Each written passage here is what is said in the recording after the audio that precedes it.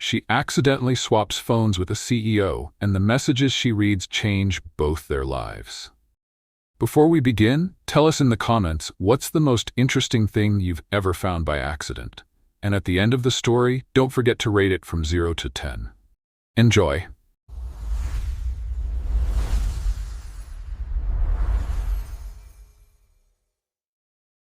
Leo Sterling's world was built from glass, steel, and encrypted data. From his office on the 80th floor of the Sterling Tower, a structure that pierced the New York skyline like a shard of ice, he commanded a global logistics empire with the emotional detachment of a chess grandmaster. People, to Leo, were assets or liabilities, nodes in a network to be optimized or eliminated. His phone, a sleek, black, custom-built device with military-grade encryption, was not a tool of communication.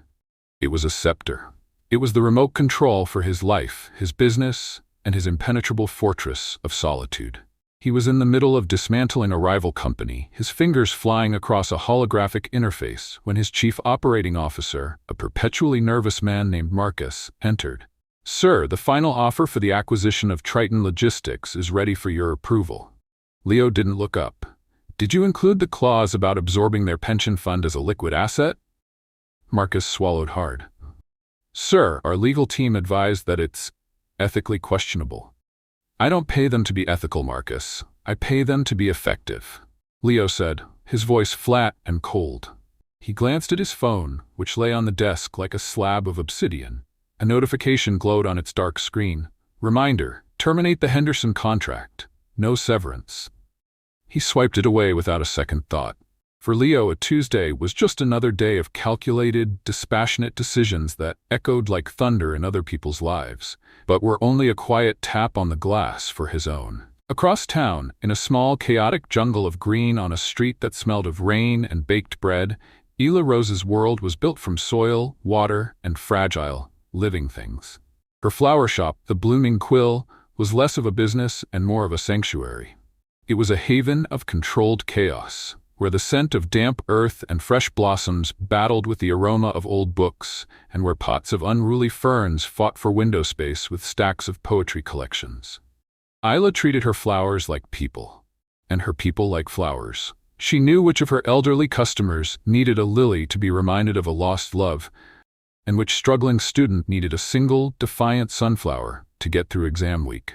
Her phone, a simple, slightly scratched device protected by a case with a pressed daisy design, was not a scepter of power, but a lifeline.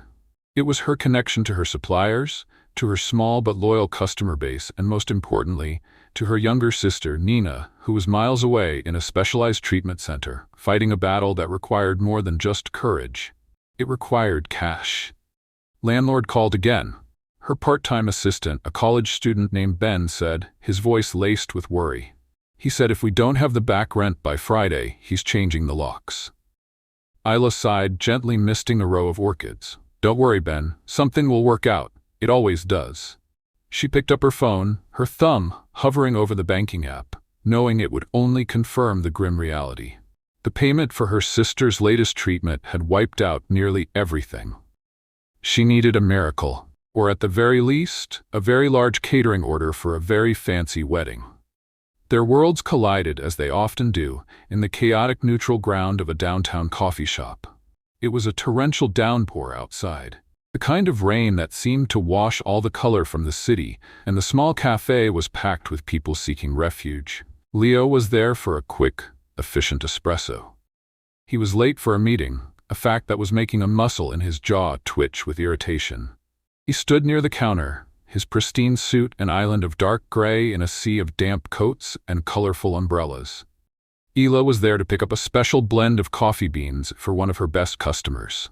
She was clutching her purse, her mind a whirlwind of invoices and overdue bills, trying to calculate if she could afford both the coffee and a late dinner. He turned abruptly from the counter, his espresso in hand. She stepped forward at the same moment, her name being called by the barista. They collided. The hot, dark liquid flew from his cup, creating a perfect Jackson Pollock-esque splatter across the front of his immaculate white shirt. For a moment, the world stopped. A collective gasp went through the coffee shop. "Oh my God, I am so sorry." Isla said, her face flushing as she grabbed a handful of napkins from the counter. I wasn't looking. I was distracted. She started dabbing at his shirt, a futile gesture that only seemed to spread the stain. Leo looked down at his ruined shirt, then at her, his eyes filled with a cold, controlled fury. It was the look of a man whose perfectly ordered universe had just been violated by a random, chaotic variable. Just stop, he said, his voice a low growl as he gently but firmly pushed her hand away. You've done enough. He threw $100 bill on the counter to cover the coffee and the damage, a gesture of pure, dismissive arrogance. In the rush of the collision, in the flurry of apologies and napkins, their phones, both encased in identical plain black protective cases, had been knocked to the floor. He snatched his up without a second glance.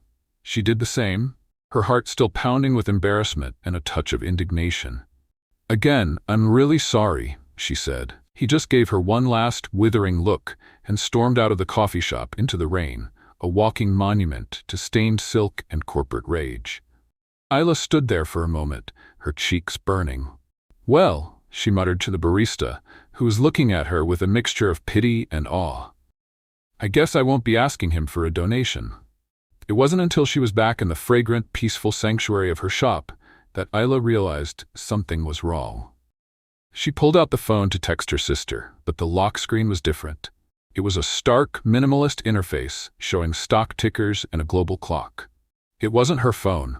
Her phone had a picture of a ridiculously happy golden retriever puppy as its wallpaper. A wave of panic washed over her. Her entire life was on that phone. Her sister's medical contacts, her business orders, her banking app with its terrifyingly low balance. She had to get it back. But how? She didn't know his name, his number, anything.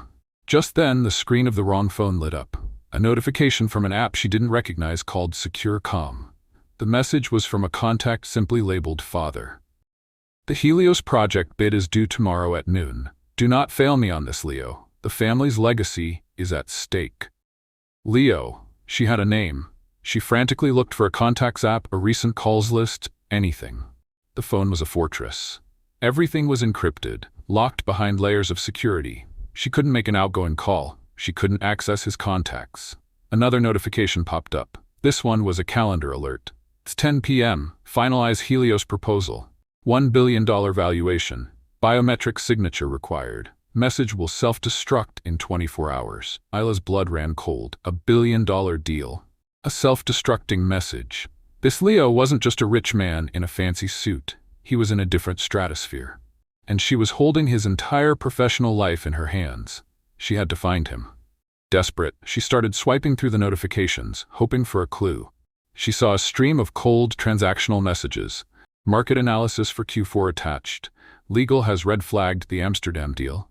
Reminder, your table at Per Se is confirmed for 8 p.m. Alone. The last one made her pause. Alone. She felt a strange, unexpected pang of sympathy for this cold, arrogant man. His life, as seen through the cold glass of his phone, seemed powerful, but profoundly lonely. Then she saw it. A notification from a mapping app.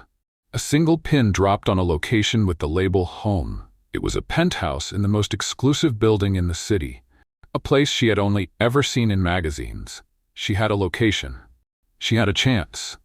Meanwhile, in a boardroom on the 80th floor, Leo Sterling was about to close the biggest deal of his career.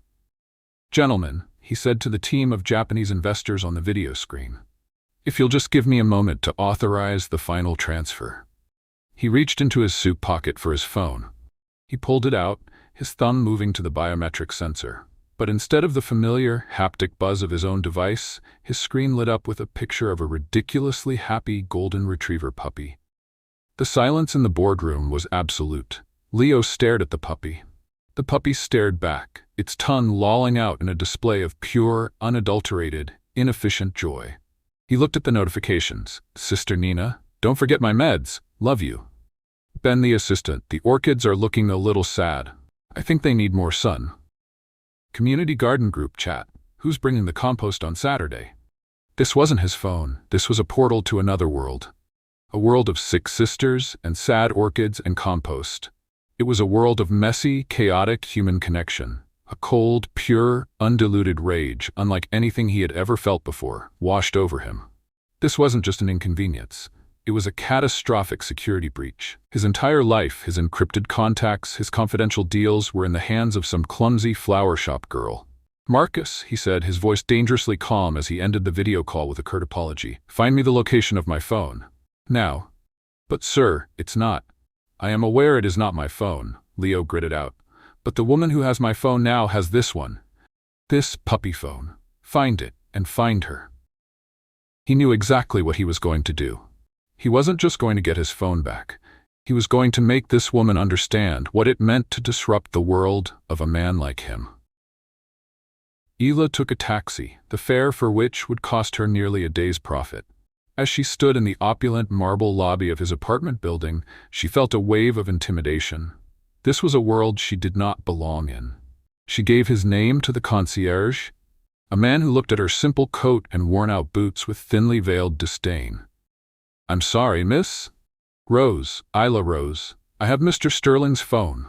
"It was an accident. We switched them." The concierge's expression shifted to one of alarm. He spoke quietly into a receiver, and a moment later, the elevator doors opened. A severe-looking woman in a sharp suit escorted her up, the silence in the elevator as thick as the plush carpeting. When the doors opened directly into his penthouse, Isla gasped. It was exactly as she'd imagined from his phone. A vast, cold space of white, gray, and glass, with a view of the entire city sparkling below like a carpet of scattered diamonds. It was breathtakingly beautiful and utterly heartless. And there he was. Leo stood in the center of the room, his back to the window, a silhouette against the city lights. He was holding her phone, the one with the puppy wallpaper, between his thumb and forefinger, as if it were a contaminated object. "You have something that belongs to me," he said, his voice devoid of any warmth. "And you have something that belongs to me," she replied, holding up his device. Her hand was trembling, but she refused to let her voice shake. He took a step forward, his hand outstretched. "Give it to me." "Not so fast," she said, and she was shocked by her own audacity. His eyes narrowed. "Excuse me?" "I read them, Leo," she said, her voice gaining strength. "The messages, the deals, the way you treat people like they're disposable pieces on a chessboard." She took a step forward herself, closing the distance between them. "I saw the message about the Helios project. I know what's at stake." She took another step. "And I saw the message from your father." At the mention of his father, a flicker of something, pain, anger, crossed his face before the mask of cold control snapped back into place. "You have no right," he began. "I have every right," she countered, her voice rising with a passion she didn't know she possessed. "You may have a billion-dollar deal hanging in the balance, but my sister's life hangs in the balance every single day. My phone, the one you're holding like it's a piece of trash, is my only way to know if she's okay. To you, this is about money. To me, it's about a human life." He was silent, stunned by her ferocity. "So here's the deal, Mr. Sterling," she said, her heart pounding, a crazy, reckless plan forming in her mind. "You want your phone back? You want to save your precious Helios project? Then you're going to help me." He stared at her, a mixture of fury and disbelief on his face. You're blackmailing me?" "I'm negotiating," she corrected, a defiant smile touching her lips. "Something I hear you're very good at. You need your phone. And I need a miracle." The fortress had been breached. The florist had not just entered the castle. She was demanding to speak with the king. And the king, for the first time in his life, realized he was no longer the only one in the room with any power. Leo Sterling was a man who had negotiated with heads of state, corporate raiders, and old-money patriarchs who moved markets with a single, whispered word. He had never, in his entire, calculated life, been negotiated with by a florist holding his entire digital existence hostage in a penthouse that smelled faintly of rain and defiance. He stared at Isla, a part of his brain, the logical, analytical part, calculating the fastest way to neutralize the threat. He could call his security team. They could be here in 3 minutes. They could take the phone, escort her out, and his lawyers could bury her in litigation for the next decade. It would be efficient. It would be clean. It would restore order. But another part of him, a rusty, long, dormant part that he hadn't consulted in years, was intrigued. Her audacity was breathtaking. She wasn't just asking for money. She was demanding a seat at the table, using his own methods against him. A miracle, he repeated, his voice dangerously soft. That's a rather high price. It's a high-stakes game, Ela countered, her chin held high, though her heart was hammering against her ribs like a trapped bird. My sister Nina needs a specialized treatment. It's experimental. It's also her last chance. It costs $250,000. The number to him was a rounding error. To her, it was the entire world. You expect me to just write you a check? He asked, a hint of his old mocking tone returning. No, she said, and her answer surprised him. I don't want your charity, Mr. Sterling. I want your expertise. The hospital's foundation is a bureaucratic nightmare. The waiting list for this treatment is years long unless you have the right connections or the right kind of pressure. You have both. I want you to make one phone call. Get her into the program. That's my price. He was silent, processing the sheer, unexpected brilliance of her demand. She wasn't just asking for a handout. She was asking for a key to a door she could never open on her own. She had correctly identified his true power. It wasn't just his money, it was his influence. And if I do this, he said slowly, I get my phone back and you disappear from my life. Ela hesitated for a fraction of a second. Yes, she said, the word feeling like a small betrayal of the strange electric connection she felt in that room. Fine, he said, walking over to his desk and picking up his landline. He dialed a number from memory. Dr. Matthews, please. It's Leo Sterling calling. He looked at Ila, his eyes cold and all business again. You'll have your miracle, and I'll have my phone. The phone call was a brutal, beautiful display of power. Leo didn't plead or persuade. He simply stated, commanded, and leveraged. He spoke of endowments, of new research wings, of the mutually beneficial partnership the hospital would enjoy if they could find a way to expedite a certain patient's case. It was shameless, it was ruthless, and it was over in less than 5 minutes. Your sister starts her treatment on Monday, he said, hanging up the phone. He held out his hand. My phone. Ila took a deep breath, the relief so profound it almost made her dizzy. She handed him his sleek black device. He, in turn, handed her the phone with the happy puppy wallpaper. Their fingers brushed for a moment, and a jolt of static electricity, or something very much like it, passed between them. Thank you, she said, her voice barely a whisper. It was a transaction, he replied, his walls firmly back in place. He walked her to the private elevator. My security will escort you out. As the elevator doors slid shut, sealing her off from his cold, perfect world, Ela clutched her phone to her chest. She had won. She had gotten her miracle. So why did it feel like she had just lost something incredibly important? The next few days were a blur for Ila. She spoke to her sister, who was crying with a joy and hope she hadn't felt in years. She spoke to the doctors at the treatment center, who now treated her with a new level of deference. The miracle was real. Leo Sterling had kept his word. Her life should have gone back to normal. But it didn't. The memory of him, of their strange, high-stakes negotiation, of the loneliness she had glimpsed in his digital life, haunted her. Her small flower shop, once her sanctuary, now felt a little too quiet. The stories she found in her flowers seemed less vibrant than the stories she had stumbled into and then been ejected from. On Friday, she was arranging a bouquet of defiant sunflowers when Ben, her assistant, handed her an envelope. It was thick, creamy, and embossed with the seal of the Sterling Foundation. What's this? She asked, her heart starting to beat a little faster. A messenger just dropped it off, Ben said, his eyes wide with curiosity. With trembling hands, she opened it. Inside was not a letter, but an invitation. An invitation to the annual Orchid Ball, the city's most exclusive charity gala, an event that raised millions for children's causes. It was the one event Leo's late wife had cherished. Tucked inside the invitation was a small, handwritten note on a plain white card. You said you knew how to change lives.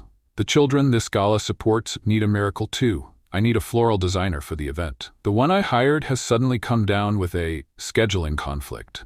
The job is yours if you want it. This is not a personal invitation. It is a business proposition. LS. Ela stared at the note. It was cold, formal, and utterly transparent. A scheduling conflict. He had fired the other designer. He was creating an excuse, a professional reason for her to be in his world again. It was a clumsy, arrogant, and strangely touching gesture. He wasn't asking for a date. He was offering her a job. the biggest of her career. He was communicating in the only language she truly understood, a transaction.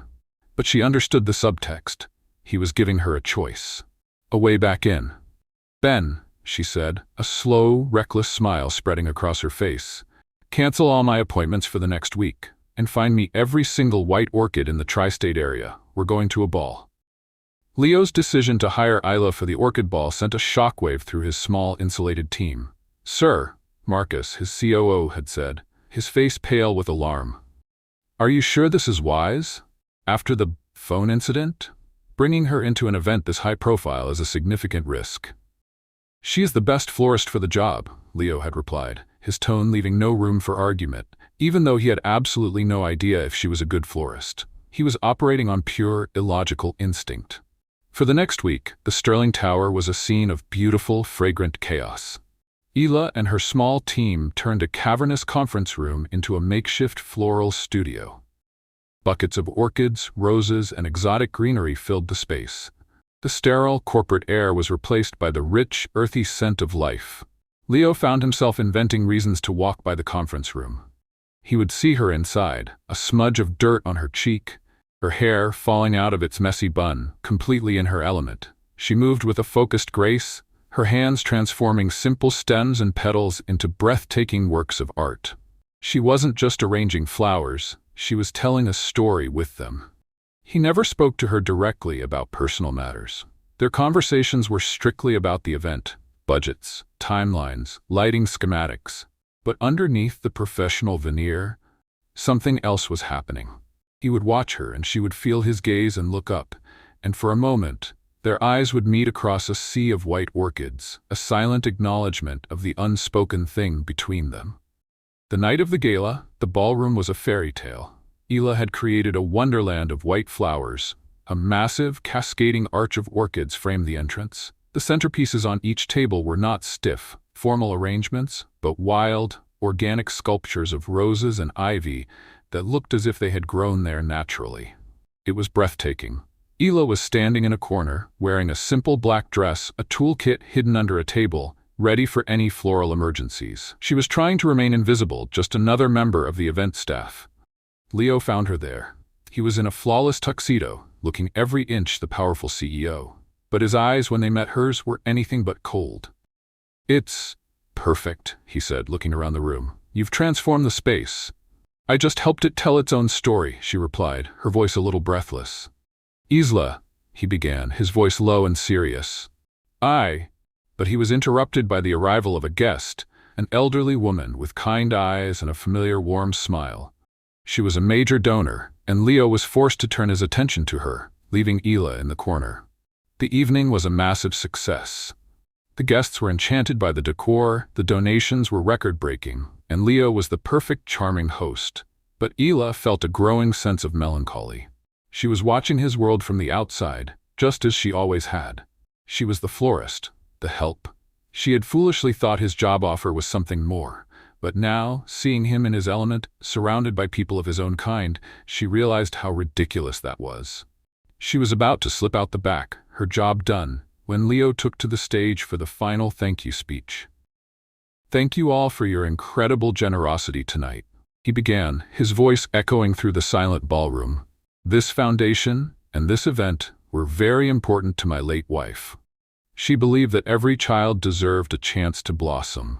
He paused, his gaze sweeping the room until it landed on Isla, standing in the shadows near the service exit. This year, he continued, his eyes locked on hers, I was reminded that beauty and hope can be found in the most unexpected of places. They can be found in a simple act of kindness, in a quiet display of courage, and in the hands of an artist who can take something simple and make it bloom into something magnificent. He raised his glass. I would like to propose a toast to the woman whose vision transformed this room tonight and whose integrity has reminded me of what it truly means to build something that lasts. To Isla Rose. Every head in the room turned to look at her. A spotlight found her in the corner. For a moment, she was frozen, caught between the desire to run and the power of his public acknowledgement. She saw the sincerity in his eyes, the open admiration. This wasn't a transaction. This was a tribute. Slowly, she raised her own water glass in a silent thank you. He had seen her. Not the florist, not the girl from the coffee shop, just her. And in that moment, under the gaze of 100 of the city's most powerful people, she knew that her grandmother had been right. Sometimes, you just had to be brave first. And sometimes, the most beautiful surprises were worth the risk. The orchid ball didn't just end. It detonated. Leo's public toast to Ela was the equivalent of setting off a glitter bomb in the hushed, gossipy world of New York's elite. By the time Ela woke up the next morning, her phone was buzzing with a ferocity she had never experienced. News alerts, friend requests from strangers, and a dozen missed calls from floral wholesalers who had previously ignored her invoices. A columnist from a high-society blog had already written a piece titled, "The Bloom of a New Power Couple? Leo Sterling and the Mysterious Florist." Isla stared at her reflection in the mirror, a half-eaten piece of toast in her hand. The woman staring back at her looked the same tired eyes, the same unruly hair, but the world, it seemed, had decided she was someone else entirely. The thought was both thrilling and terrifying. She had wanted to be seen, but she had never wanted to be a spectacle. Leo, for his part, was dealing with his own fallout. He arrived at his office to find Marcus, his COO, waiting for him with a stack of press clippings and an expression of deep concern. "Sir, are you aware of the chatter?" Marcus asked, gesturing to a headline that read, "Sterling's Petal Project, from the flower shop to the boardroom?"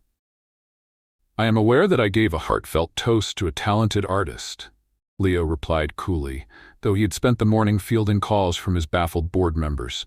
"Some are calling it an impulsive and unprofessional public display," Marcus said carefully.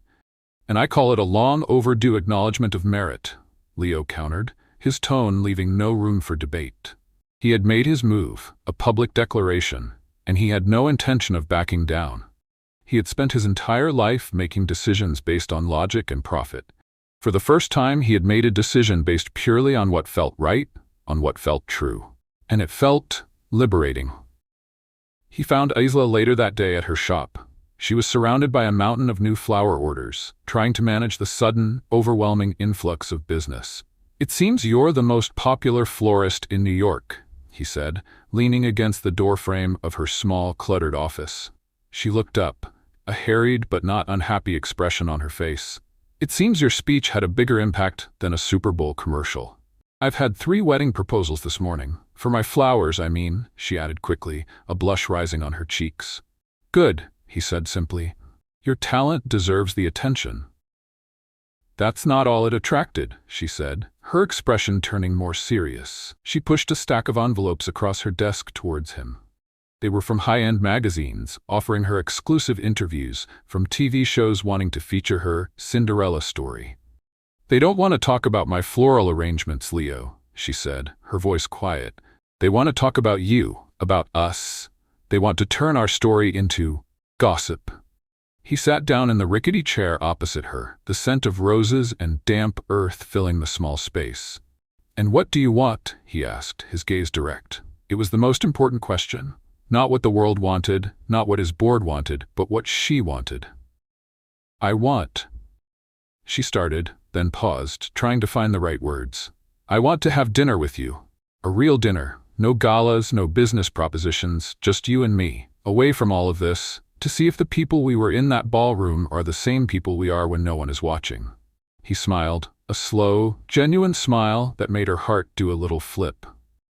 "I would like that very much, Miss Rose," he said. "It's the best business proposition I've heard all day." Their first real date was a test of courage for both of them. He chose the restaurant, a tiny, unassuming French bistro in a quiet corner of the West Village that he knew the society colonists would never frequent. She chose the conversation topic, a strict no-business rule. At first, it was awkward. They were 2 people who had only ever connected in moments of high-stakes drama. What did they even talk about in the quiet moments in between? "So," he said, staring intently at his water glass, "the logistics of sourcing fresh peonies this time of year must be complex." Isla laughed, a sound that seemed to break the tension. "You're terrible at this." "I am," he admitted, looking relieved. "I haven't done this in a very long time. I feel like I'm an alien trying to understand a completely foreign ritual." Okay, let me help, she said, leaning forward. Rule 1 of normal person dating, stop analyzing everything. Rule 2, ask a real question. He thought for a moment. What's the first flower you ever loved, he asked. The question was simple, unexpected, and perfect. She smiled. Dandelions, she said. Dandelions? Those are weeds. Not to a 5-year-old, she replied, a nostalgic look in her eyes. My mom used to tell me they were fallen stars you could make a wish on. After she passed away, my grandmother and I would spend hours in the park, making wishes. They never came true, of course.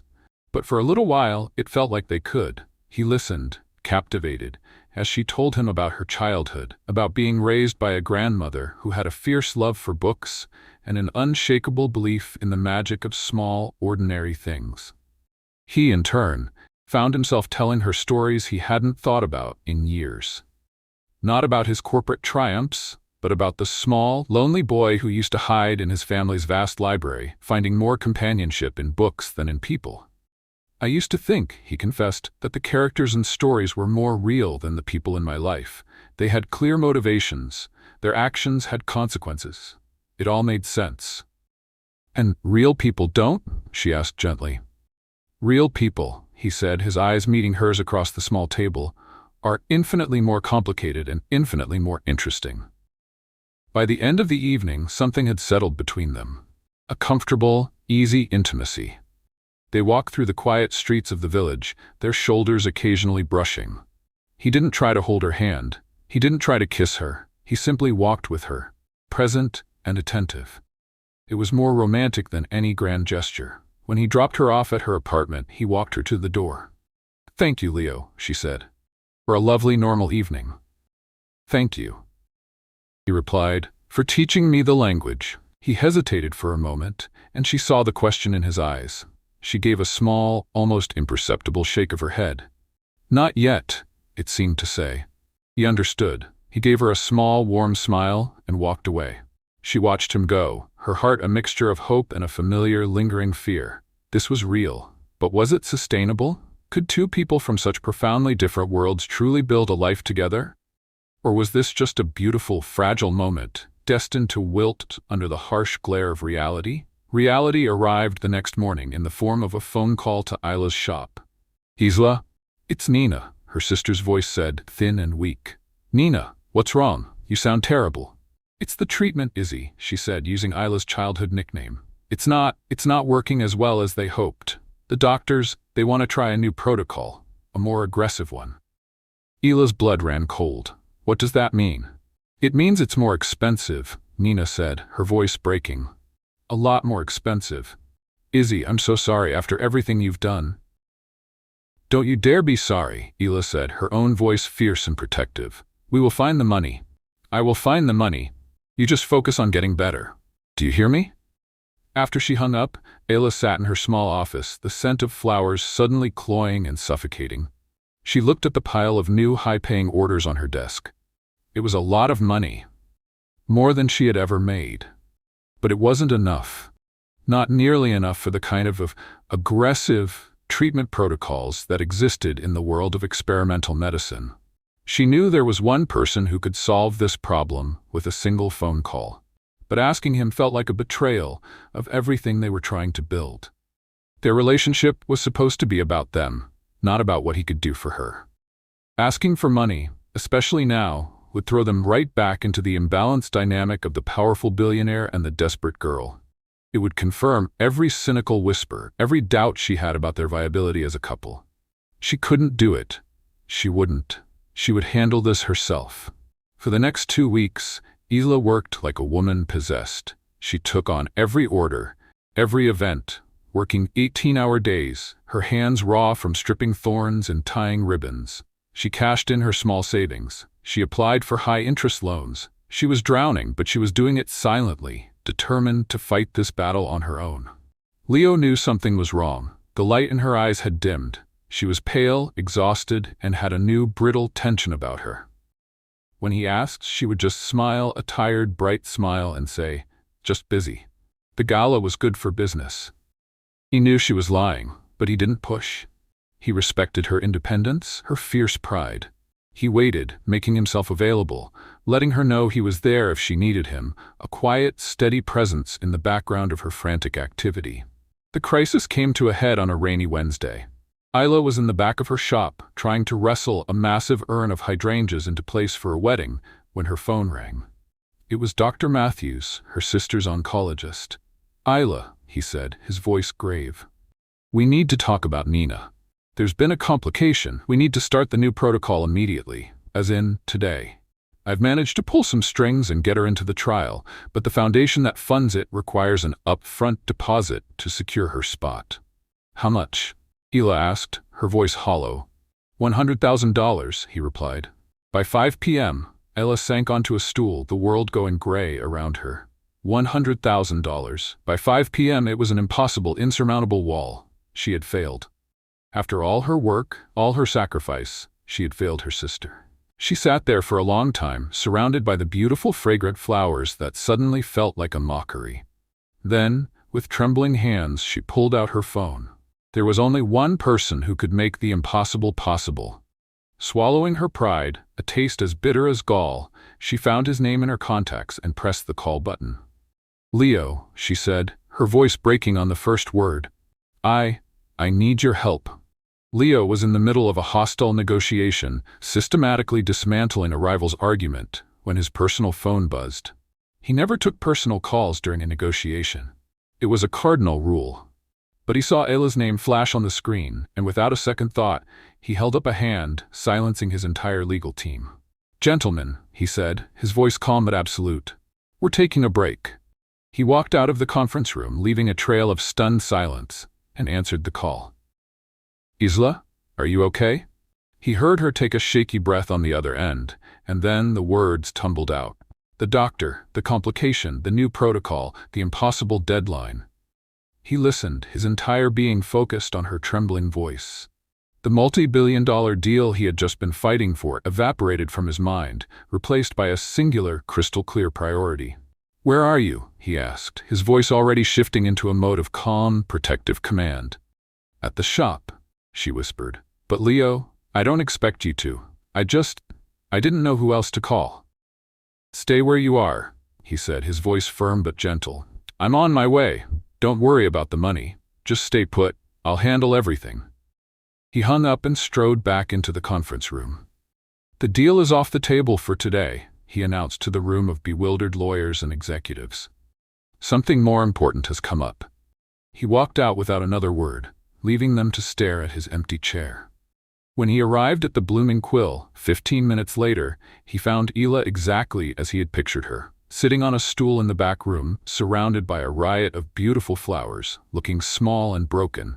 He walked over to her, knelt down in front of her, and gently took her cold hands in his. "It's done," he said softly. She looked up, her eyes red-rimmed and full of confusion. "What's done?" "The deposit. I just wired it to the hospital's foundation," he said. "Nina is secured in the program. Dr. Matthews is already prepping her for the first treatment this evening." She stared at him, speechless. You just... "I told you I would handle it," he said simply. He gently squeezed her hands. "You're not alone in this, Isla. Not anymore." The dam of her carefully constructed self-reliance finally broke. She collapsed into his arms, her body shaking with a storm of sobs, of relief, of fear, of gratitude, of the overwhelming exhaustion of having carried it all on her own for so long. He held her, not awkwardly, but with a steady, comforting strength, stroking her hair and whispering reassurances until the storm passed, leaving a quiet, fragile calm in its wake. "I'm sorry," she finally murmured, pulling back and wiping her eyes. "I'm a mess." "You're a human being who is going through something impossible," he corrected gently, "and you are the strongest person I have ever met." He stood up and pulled her to her feet. "Now we have a new plan. You are closing the shop for the rest of the day. Ben can handle the existing orders. You are going home, packing a bag, and then we are going to the hospital, together." For the first time, she didn't argue. She didn't fight for her independence. She just nodded, a silent, profound surrender to the fact that she no longer had to be the only one fighting. The hospital waiting room was a sterile, impersonal space, but for the next few hours, it became their sanctuary. They sat side by side while Nina underwent her first round of the new, aggressive treatment. They didn't talk much. There was nothing left to say. Instead, he was just there. He bought her coffee from the hospital vending machine, which tasted terrible, and they both grimaced but drank it anyway. He found a worn-out magazine and they did the crossword puzzle together, arguing playfully over the answers. He held her hand, a steady, silent presence that was more comforting than any words could be. In that quiet, shared vigil, the last of the barriers between them dissolved. He was no longer the billionaire CEO, and she was no longer the struggling florist. They were just Leo and Ela, two people bound together by a crisis, their relationship being forged not in the glamorous light of a gala, but in the harsh, fluorescent reality of a hospital waiting room. Late that night, Dr. Matthews came out, a tired but optimistic smile on his face. "The first round went as well as we could have hoped," he said. "She's a fighter, that one. She's resting now. You can see her for a few minutes." They walked into Nina's room. She was asleep, looking pale and fragile, hooked up to a web of tubes and monitors. Isla stood by the bed, her hand hovering over her sister's, afraid to touch her. Leo came up behind her and gently placed his hands on her shoulders. "She's going to be okay," he said, his voice a low, confident rumble. "How do you know?" Isla whispered. "Because she has you," he said simply. "And now, she has me too. We're a team." She leaned back against him, drawing strength from his solid presence. For the first time, she truly believed him. They spent the next week in a new, shared rhythm. He would go to his office in the mornings, handling the most critical aspects of his business with a ruthless new efficiency, clearing his schedule for the afternoons. Then he would pick Isla up, and they would go to the hospital together. They would sit with Nina for hours, reading to her, talking to her, or just being a quiet presence while she slept. The employees at both of their workplaces saw the change. Ben ran the flower shop with a new sense of purpose, proud to be supporting his boss. At Sterling Global, Marcus handled the day-to-day operations, marveling at the change in his CEO. The man who had once seen family as a distraction was now rescheduling multi-million-dollar deals around hospital visiting hours. One afternoon, as they were leaving Nina's room, Isla stopped in the hallway. "You know," she said, "you don't have to do this. You've already done more than enough. Your company needs you." He turned to face her, his expression serious. "My company is a machine. It's designed to run without me for a while. This," he said, gesturing to the hospital around them, "this is not a machine. This is life, and I am exactly where I need to be." He took her hand. "I am with you, and that, I'm discovering, is the most important business of my life." It was a quiet declaration, but it was the most profound commitment he could have made. He wasn't just helping her with money. He was giving her his time, his presence, his unwavering support. He was showing her, through his actions, what kind of partner he intended to be.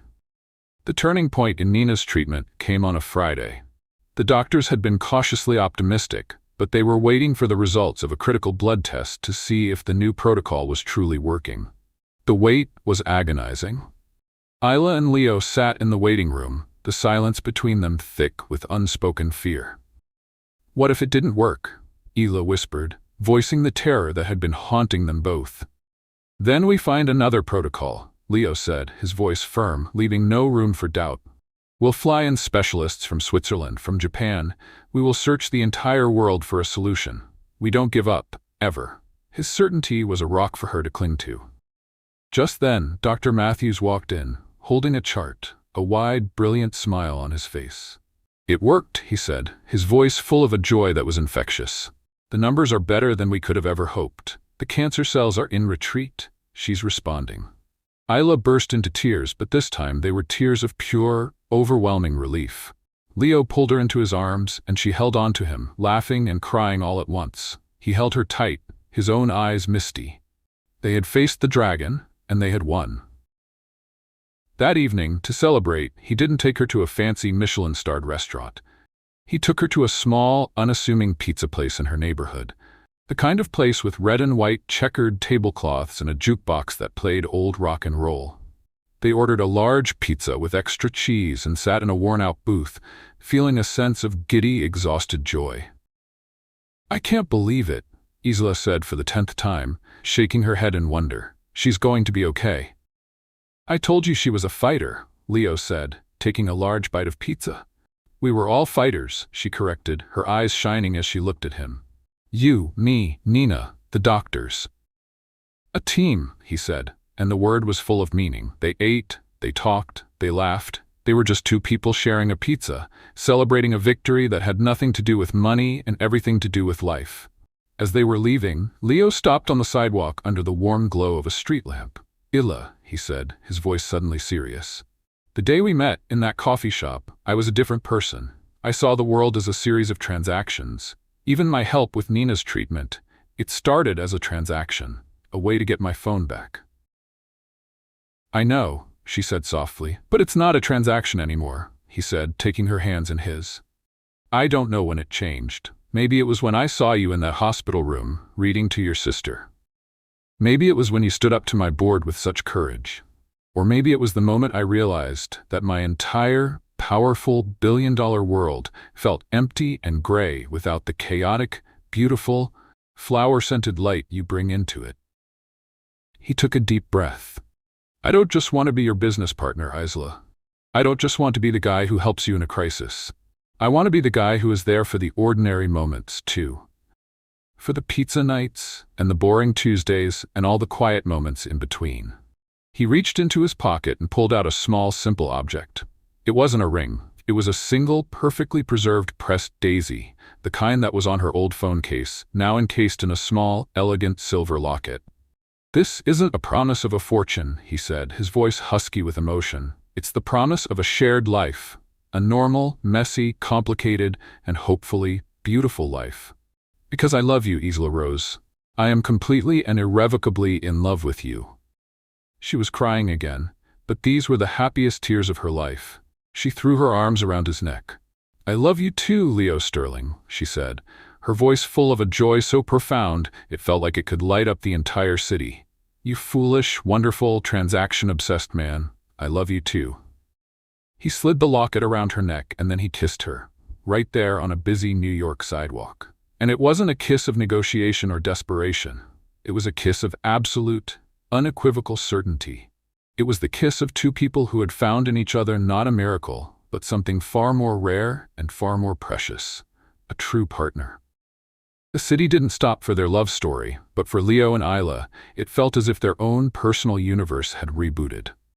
The days following their heartfelt confession on a pizza-strewn sidewalk were a navigation through a new, beautiful, and occasionally awkward landscape. They were no longer a CEO and a florist caught in a transactional dance. They were a couple, and the world, it seemed, was determined to have an opinion about it. Their first public appearance as an official item was at a small, intimate gallery opening. Leo had insisted. No more galas for a while, he'd said. Let's start with something quiet, something with art, something you'd actually enjoy. Isla had worn a simple, elegant green dress, and he, for the first time in his public life, had shown up without a tie. The moment they walked in, a hush fell over the room. They were the most unlikely and therefore most fascinating couple in the city. They felt the weight of 100 pairs of eyes on them, a mixture of curiosity, envy, and thinly veiled skepticism. Don't look now, Isla whispered, sipping her wine. But I think Mrs. Vanderbilt on your left is trying to set me on fire with her mind. Leo chuckled, his hand finding hers in a discreet, reassuring gesture. She's just upset because your dress is more interesting than her entire jewelry collection. Or maybe, Isla countered, a playful glint in her eye, she's just wondering how the flower girl managed to tame the dragon of Wall Street. You didn't tame me, he said, his voice low and for her ears only. You liberated me. The interaction was a perfect snapshot of their new dynamic. They were a team, a united front against a world that was still trying to figure them out. He gave her the confidence to navigate his world of wealth and power. She gave him the permission to be human in it. But integrating their lives was more than just attending events. It was about the small, everyday collisions of their two very different worlds. It was about Leo trying and hilariously failing to keep the plants alive in Isla's chaotic apartment, which had become their weekend sanctuary. It's not that complicated, she had said, laughing as he stared at a drooping fern with the same intense concentration he usually reserved for a corporate balance sheet. "You just give it water, and maybe tell it that it's doing a good job." "I am not talking to a fern, Isla," he'd said, his dignity wounded. "You talk to stock tickers," she'd pointed out. "A fern has a much better personality." In turn, Isla found herself navigating the strange, silent rules of his mansion. She learned that the housekeeper, a stern but secretly kind woman named Mrs. Gable, organized the pantry alphabetically. She learned that Leo could not function without his morning espresso, and that he had a secret, almost childlike love for old black and white monster movies, a passion they discovered they shared one rainy Sunday. Their biggest and most joyful project was Nina. With her health steadily improving, Isla and Leo focused on making her life as comfortable and happy as possible. They transformed a wing of his mansion into a beautiful, accessible apartment for her, complete with a small, sunlit studio where she could pursue her passion for painting.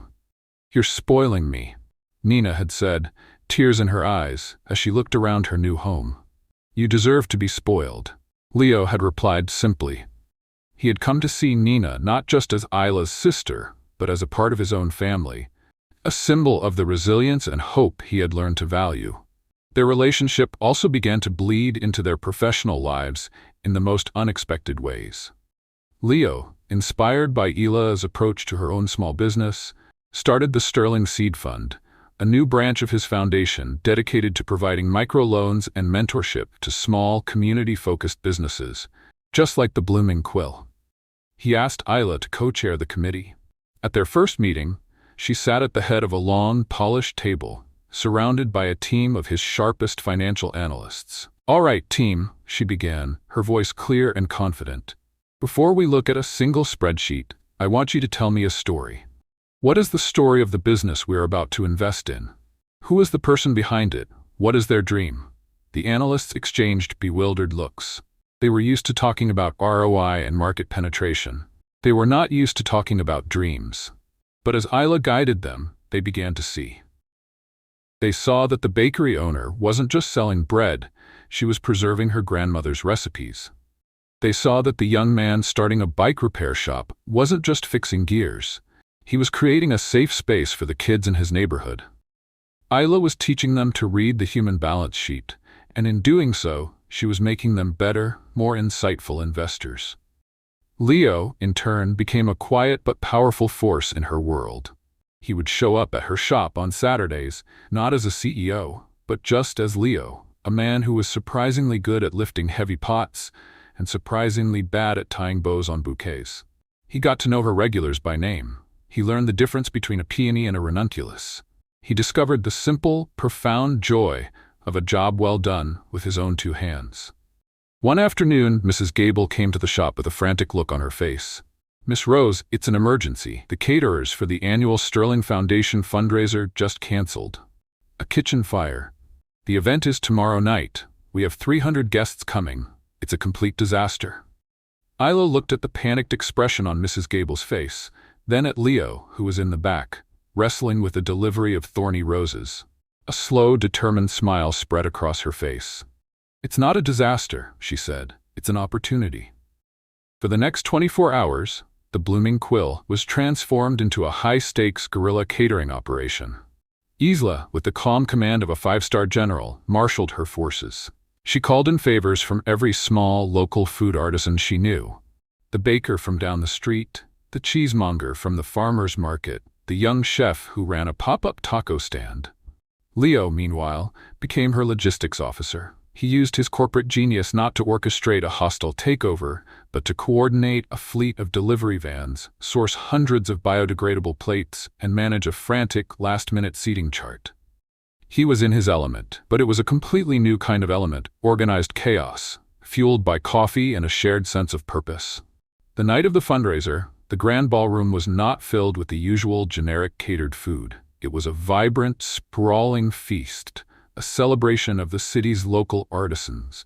There were tables laden with artisanal cheeses, fresh-baked breads, handcrafted tacos, and in the center of it all, a magnificent, multi-tiered cake, decorated not with stiff, formal sugar flowers, but with an explosion of real, edible blossoms from Isla's shop. The event was a staggering success. The guests were charmed by the authenticity, the story behind the food. The donations poured in. At the end of the evening, as Leo gave his speech, he set aside his prepared remarks. "Tonight," he said, his gaze finding Ila's across the crowded room, "was supposed to be a disaster. But instead, it became a beautiful reminder of what this foundation is all about. It's about community. It's about lifting each other up. It's about the incredible, world-changing power of a small business with a big heart." He raised his glass. "And it's about the brilliant, resourceful, and slightly chaotic woman who reminded me that the best solutions are rarely found in a boardroom." To Ila, the room erupted in applause. Later, as they were walking through the now empty ballroom, their feet aching, their faces tired but happy, he pulled her to a stop under the grand chandelier. "You know," he said, his voice soft, "this is the second time you've saved one of my charity events. I'm starting to think you orchestrate these disasters on purpose just to see me work my magic," she teased. "It's not a bad strategy," he admitted, a playful glint in his eye. He then grew serious. "Ila, I have spent the last few months falling more and more in love with you. I have seen you in a crisis, I have seen you in a boardroom, I have seen you covered in potting soil, and every version of you is more incredible than the last." He took a small velvet box from his pocket. "Leo," she whispered, her heart starting to pound. "I know we come from different worlds," he said, his voice husky with emotion. "And I know we will always be a little bit different. You are a beautiful, chaotic jungle of life. I am a structured, sometimes too quiet garden. But I have learned that a garden without a little bit of wildness is just a boring patch of grass." He opened the box. Inside was a unique, stunning ring. A thin, platinum band, like a delicate vine, with tiny, sparkling diamonds like drops of dew, and in the center, a single, perfect, green emerald. "I don't want to just visit your world anymore, Isla Rose," he said, his voice full of a love that was absolute. "I want to live in it. Will you marry me and let me spend the rest of my life getting wonderfully, beautifully lost in your chaos?" She was laughing and crying at the same time, a perfect fusion of joy and overwhelming emotion. "Yes," she said, her voice a happy sob. "Yes, Leo, 1,000,000 times yes." The word yes hung in the air of the empty ballroom, shimmering with all the light and promise of the emerald on Ila's finger. The weeks that followed were a whirlwind of joyful, chaotic planning. If the world thought their courtship was unconventional, their approach to wedding planning was set to be a masterclass in beautiful disruption. Leo, true to his nature, immediately tried to create a spreadsheet. He had columns for venue logistics, vendor contract negotiations, and guest experience optimization. Ila had taken one look at it, laughed, and replaced it with a large, sprawling corkboard in her shop, which she titled the I Do Adventure Map. Instead of columns, it had zones: the feast zone, the flower jungle zone, and the make people cry happy tears zone. He learned to appreciate her methods. She chose a venue not for its prestige, but for its story. A historic, slightly dilapidated botanical garden that was in desperate need of funding. "We're not just renting a space," she declared. "We're investing in its future." He chose the caterer not based on Michelin stars, but because it was the small, family-owned pizza place from their first real date. They were a perfect team. He would handle the complex legal language and the vendor contracts. She would handle the complex emotional language of dealing with her large, extended family, who were all thrilled, overwhelmed, and had many, many opinions about flower arrangements. Their two worlds began to merge in beautiful and often comical ways. One Saturday, Leo found himself sitting in Ila's sun-drenched apartment, being formally interviewed by her younger sister, Nina. Nina, now thriving in her treatment and with a new fire in her eyes, had a notepad and a very serious expression. "So, Mr. Sterling," Nina began, her tone mimicking a seasoned lawyer, "what are your long-term strategic intentions regarding my sister's happiness?" Leo, to his own surprise, found himself answering with complete sincerity.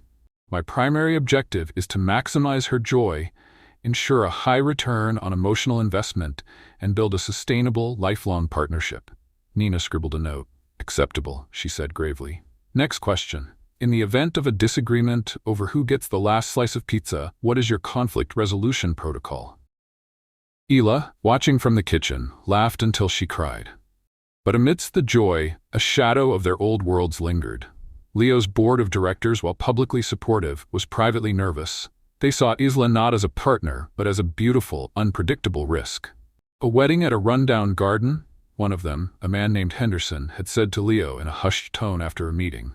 With a pizza truck? Leo, think of the optics, the brand.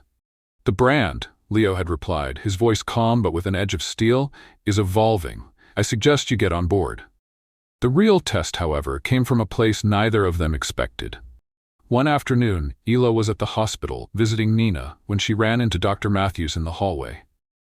"Isla," he said, his expression warm but with a hint of professional concern. "I'm so glad I ran into you. We've been looking at Nina's progress, and it's remarkable. The new protocol is working wonders."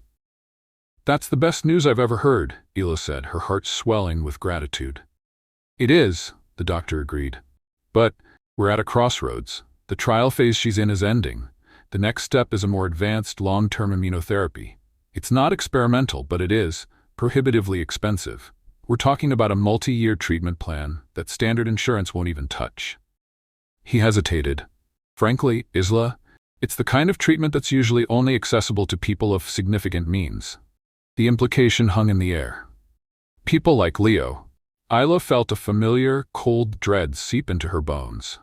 She had been so caught up in the joy of their new life that she had allowed herself to forget a fundamental truth.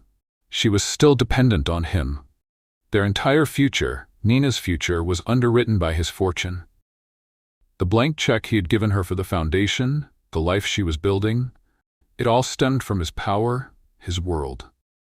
She thanked the doctor, her voice a little too bright, and went back to Nina's room, her mind racing. She loved Leo, she trusted him. But the feeling of being beholden to him, of her family's very survival being a line item in his vast financial empire, chafed at her fiercely independent soul.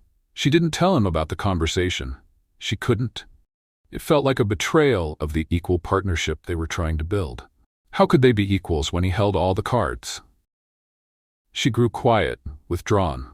The easy laughter that had come to define their relationship was replaced by a thoughtful, worried silence.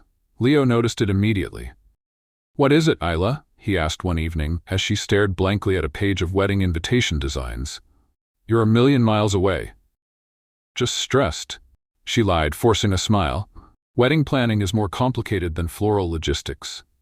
He knew she wasn't telling him the truth, and it hurt. He thought they had moved past secrets. He gave her space, hoping she would come to him.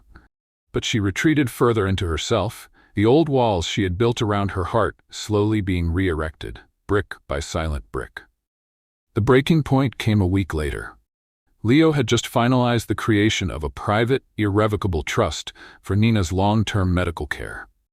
It was a simple, logical step for him, a way of formalizing his commitment to her and Isla. He had the documents drawn up and brought them home, expecting Ela to be relieved, grateful. He found her in the small greenhouse attached to the mansion, a space she had claimed as her own. She was surrounded by orchids, her hands methodically repotting a plant. "I have something for you," he said, holding out the folder. She took it, read the first page, and her face went pale. She looked up at him, and her eyes were not filled with gratitude. They were filled with a deep, profound anger. "What is this?" she asked, her voice dangerously quiet. "It's Nina's medical trust," he said, confused by her reaction. "It's all taken care of, for the rest of her life. She'll never have to worry again." "You did this without talking to me," she stated, her voice flat. "I wanted to surprise you. I wanted to take the burden off your shoulders." "The burden?" she repeated, her voice rising. "Leo, that burden is my sister, my family, my responsibility. It's not a line item in your portfolio that you can just take care of with a wire transfer." She threw the folder onto the potting bench. "You don't get it, do you? You still don't get it." "Get what?" he asked, completely bewildered. "I'm trying to help." "You're trying to control," she shot back, the words a raw, painful release of all her pent-up fears. "You see a problem, and you solve it with money, because that's what you do. But this isn't a business deal. This is my life, my family, and you just made a decision about it, about us, without even including me in the conversation." "I thought you would be happy," he said, his voice full of a hurt she had never heard before. "I would be happy if you had come to me and said, Isla, how can we solve this? Not don't worry, I've already solved it, she said, tears now streaming down her face. Don't you see the difference? One is a partnership, the other is a transaction, and I thought we were finally past transactions. He stared at her, the truth of her words hitting him with the force of a physical blow. He had been so proud of himself, so sure he was doing the right, noble thing. But he had done it in the old way, the Leo Sterling way. He had seen a problem, and he had thrown money at it, assuming his power was the only solution that mattered. He hadn't seen her as an equal partner in the decision. He had seen her as someone to be taken care of, to be rescued. He started, but had no words. She was right. I can't marry you, Leo, she whispered, the words breaking her own heart as she said them. I can't.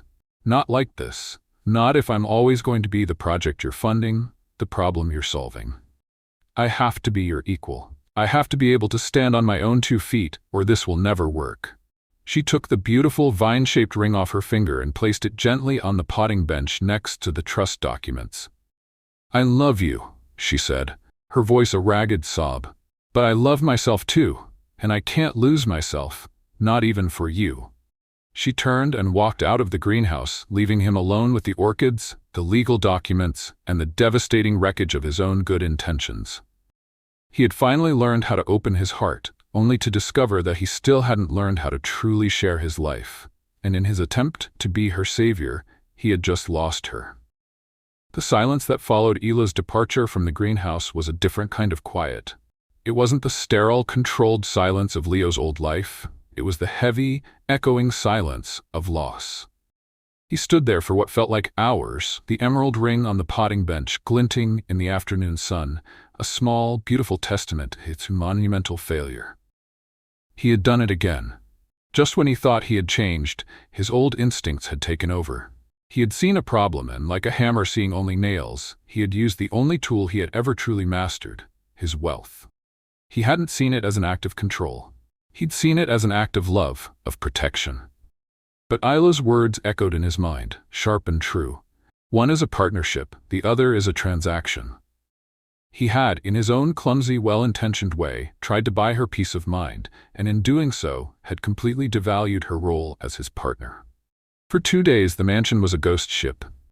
Leo wandered its empty halls, the joy they had started to build now replaced by a profound, aching loneliness. He canceled all his meetings, he didn't answer his phone, he simply existed in the quiet, grappling with the truth Isla had forced him to see. He had learned to be vulnerable, he had learned to love, but he had not yet learned to be an equal.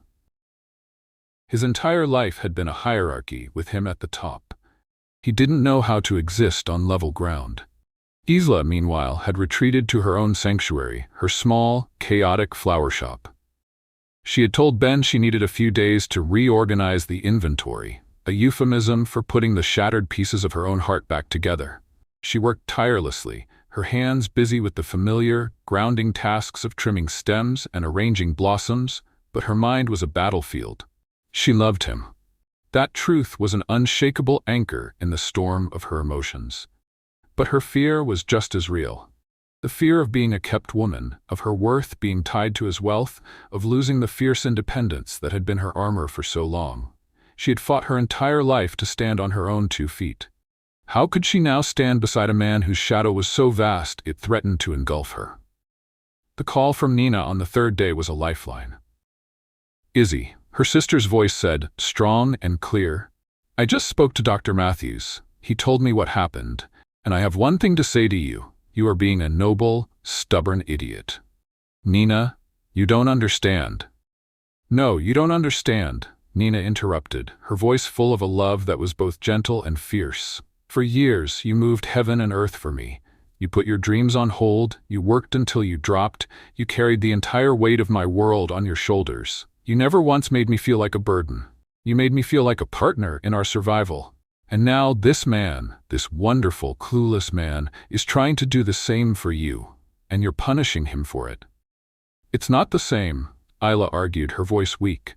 He's a billionaire. The power dynamic is different. The dynamic is only different if you let it be, Nina said wisely. He's not trying to buy you, is he? He's trying to love you in the only language he's ever been taught, Maybe your job isn't to run away from his language. Maybe your job is to teach him a new one. After she hung up, Ela sat in the quiet of her shop, her sister's words echoing in her ears. Teach him a new one. Was it possible? Could she be brave enough to not just accept his world, but to actively reshape it with him? Back at the mansion, Leo had finally reached a decision. He knew what he had to do. It was a terrifying, risky, and possibly career-destroying move. It was the most illogical business decision of his life, and it felt absolutely right. He spent the next 48 hours in a whirlwind of focused activity. He met with his lawyers, with his financial advisors, with his board of directors. The meetings were tense and at times explosive. "You're doing what?" Marcus, his COO and friend, had asked, his face a mask of pure disbelief. "Leo, this is insane. You're talking about liquidating a significant portion of your personal assets. It will destabilize your position, not to mention the company's stock." "The stock will recover," Leo had replied, his voice calm and resolute. "But some things, once broken, can't be fixed with a good quarterly report." On Friday morning, Isla was in her shop, trying to lose herself in the creation of a massive, complex floral arrangement for a wedding, when a courier arrived. He handed her a thick, formal-looking envelope. Her heart sank. She assumed it was from Leo's lawyers, a formal notification that the wedding was off, a final, transactional end to their story. With trembling hands, she opened it, but it wasn't a legal document. It was a proposal, a business proposal. The cover page read, "The Rose and Quill Foundation, a proposal for a partnership in community horticulture and literacy." She sank into her chair as she read. It was a meticulously researched, brilliantly conceived plan. It proposed the creation of a new, independent, nonprofit foundation. Its mission, to build and support community gardens, urban farms, and free literacy programs in underserved neighborhoods across the country. It detailed a sustainable funding model, a 5-year growth plan, and a board of directors composed of community leaders and agricultural experts. At the end of the proposal was a single handwritten page from Leo. "Ela," it began, "you were right. I saw a problem, and I tried to solve it with a checkbook. I tried to make your burden my transaction. And I failed, because your life is not a problem to be solved. It's a story to be honored. I can't be a part of your story by simply funding it from the outside. A true partner has to have skin in the game. The enclosed proposal is for a foundation that will be funded by the sale of a significant portion of my shares in Sterling Global. It will be my primary professional focus from now on. The trust I created for Nina will be its first official act, managed not by my lawyers, but by a board that you will help me choose. This isn't my foundation, Isla. It's ours, if you'll have it. I am not asking you to work for me. I am asking you to be my partner, my full, equal partner. You will be the co-founder and executive director with complete autonomy over the creative and programmatic vision. I will handle the financial and logistical side. We will build it together from the ground up. You once told me that I needed to learn a new language. This is my attempt. This is me trying to show you, not just tell you, that I understand. A partnership is not about one person rescuing the other. It's about two people bringing their different strengths to the table to build something beautiful together. The first board meeting of the Rose and Quill Foundation is scheduled for this afternoon at 3 o'clock at the old botanical garden. There is only one item on the agenda, deciding if we have a co-founder. I will be there, waiting for your answer. No matter what you decide, the foundation will go forward. It's the right thing to do, but I hope, with everything that I am, that I won't have to do it alone. Ela read the letter 3 times, tears blurring the words. This wasn't a gesture. It wasn't a surprise. It was a fundamental restructuring of his entire life, his entire identity. He wasn't just offering her a project. He was offering her his future, a future where he was willing to give up a piece of his empire to build a new world with her, on level ground. He hadn't just learned a new language. He had become fluent in it. At 3 o'clock, she walked into the botanical garden. It was the same slightly dilapidated, beautiful place they had chosen for their wedding.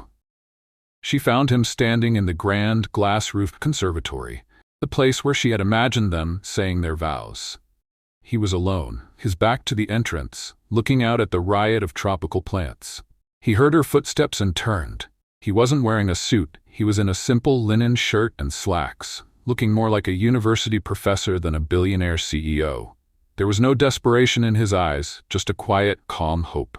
"You came," he said, his voice soft. "You made a very compelling proposal," she replied, her own voice a little shaky. "The 5-year growth projections are particularly ambitious." He smiled, a real warm smile that reached his eyes. "I had a brilliant consultant." They stood in silence for a moment, the air thick with the scent of damp earth and blooming orchids. "Is it true?" she asked. "About your shares?" "Yes," he confirmed. "I've already initiated the sale. My board thinks I've lost my mind. My father is probably drafting papers to have me legally declared incompetent." "Are you?" she asked. "Losing your mind?" "No," he said, taking a step closer to her. "I think, for the first time in my life, I'm finally finding it." He took her hands in his. "Isla, I know what I'm asking. It's a risk. It's a new uncharted world for both of us. But I promise you this. In this world, we will always be equals. We will argue, we will disagree, we will probably drive each other crazy, but we will do it together, as partners." She looked at him, at the man who was willing to dismantle a piece of his own empire to build a new one with her, a new one based on her values, on her dreams. She saw the truth in his eyes, the unwavering commitment. The last of her fears dissolved, washed away by the sheer, profound reality of his love. "Okay, Mr. Sterling," she said, a slow, brilliant smile spreading across her face as she squeezed his hands. "Let's call this first board meeting to order. But you should know, my first act as co-founder will be to veto your choice of font on this proposal. It's terribly uninspired." He laughed, a sound of pure, unadulterated joy that echoed through the conservatory. He pulled her into his arms, lifting her off the ground and spinning her around amidst the ferns and the orchids. The crisis was over. The negotiation was complete, and their real life, their shared, beautiful, and undoubtedly chaotic life, was just about to begin. The first board meeting of the Rose and Quill Foundation was also their last. It consisted of 2 co-founders, 1 agenda item, and a unanimous vote. The motion, proposed by Isla and seconded by Leo, was to get married as soon as humanly possible because, as Isla had argued in a very compelling presentation complete with hand-drawn charts, life is too short for long engagements, especially when you've already found your perfect business partner. Their wedding, held a month later, was a perfect reflection of their new, shared world. The ceremony took place in the grand conservatory of the Botanical Garden, the very spot where he had proposed their new life together. The venue, once struggling, was now the first official beneficiary of their foundation, its restoration funded by their wedding gift to each other. The guest list was a joyful, chaotic mix of their 2 lives. Leo's board members, now looking at Isla with a mixture of awe and respect, mingled with the scrappy, brilliant founders of the community businesses she had championed.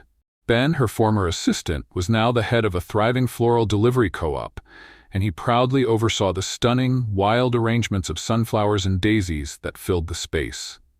Nina, radiant and in full remission, was the maid of honor, her laughter echoing through the glass-paned hall. Isla walked down the aisle on the arm of a beaming Dr. Matthews, who had become a close family friend. She didn't wear a traditional white gown.